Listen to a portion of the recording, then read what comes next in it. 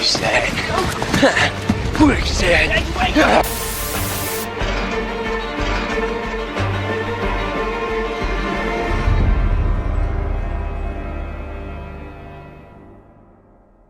Carl!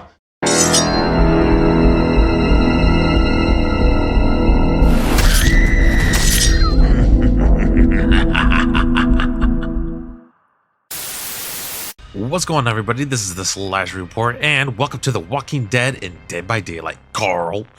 The chapter includes Rick Grimes and Michonne, as well as Daryl Dixon as a legendary scan for Rick. Carl! Their voiceover lines are currently unavailable during this PTB, but will be heard in the official 9.10 release on July 29th.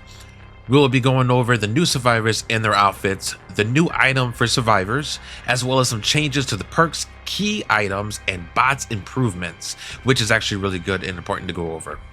Also to point out, due to known technical issues, Michonne will not be playable in the PTB. However, her 3 unique perks are available to test. Players will still be able to see her in the lobby and in the store, but will not be able to select her to play in a trial.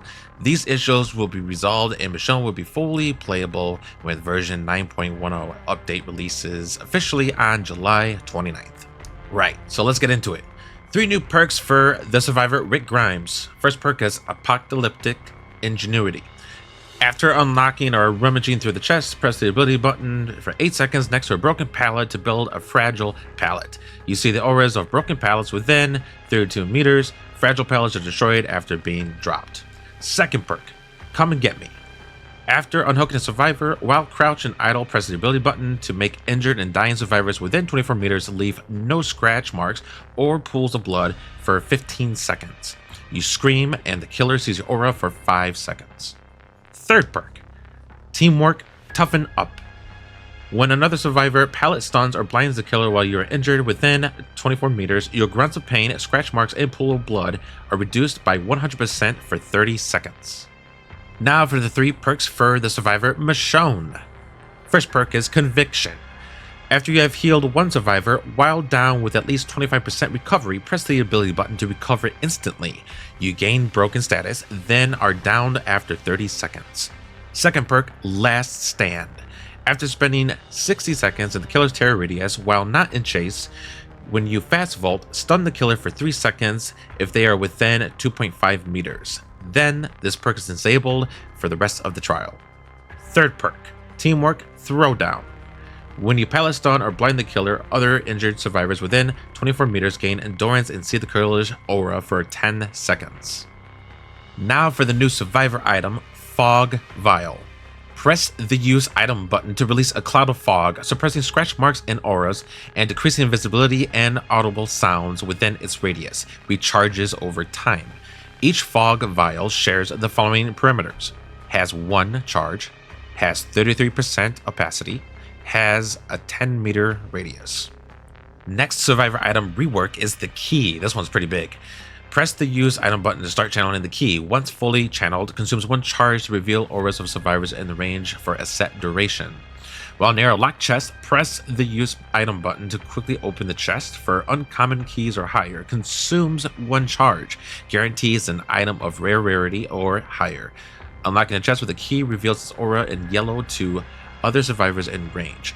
1 other survivor can rummage through the unlocked chest once. Guarantees an item of rare rarity or higher. While performing the rummage action, the rummaging survivor auras appear to the key holder. While near a closed hatch, press the use item button to unlock it with an uncommon key or higher. Consumes 1 charge. The key item is no longer destroyed upon survivor completing interaction and escaping the trial. This is absolutely huge, big change, and I personally like this. This is a big efficient tool now for you having the key. Now here's another important update for hooks. When only 2 survivors remain, letting 2 struggle skill checks pass without any input will immediately skip to the sacrifice sequence. And here's the big one, presets. Players have access to a new preset system. Number of loadout presets and cosmetic presets has increased to 7. Players can now use a drop down to choose the one they want to use. Presets can be renamed. Loadout and cosmetic presets remain separated.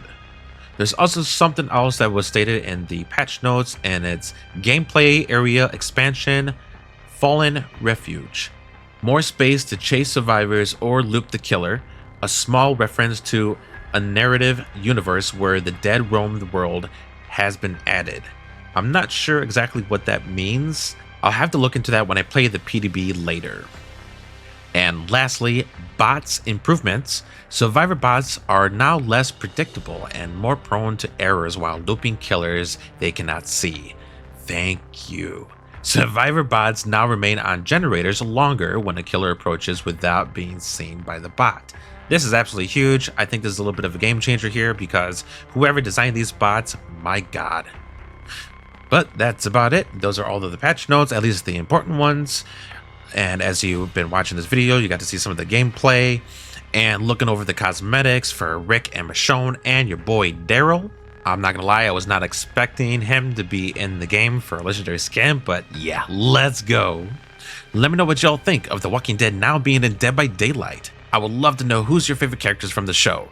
Are you wanting to see other characters in the game? Perhaps Negan. Me personally, I would love to see Negan as the killer in DBD, running around with this Lucille bat and that gruesome final kill for the Mori.